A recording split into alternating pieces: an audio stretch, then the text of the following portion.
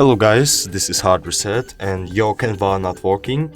If designs aren't saving, images not loading or templates not opening, try this. First of all, you need to restart your application. Next, go to settings and add some permissions. For example, notifications. Next option is check your internet connection. As you can see, it's not bad.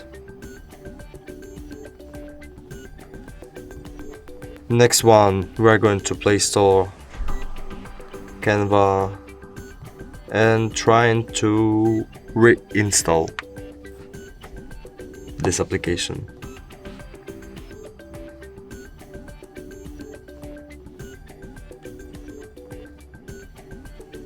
And the last one, if previous options didn't help you, try to restart your phone. Turn off and then turn it on.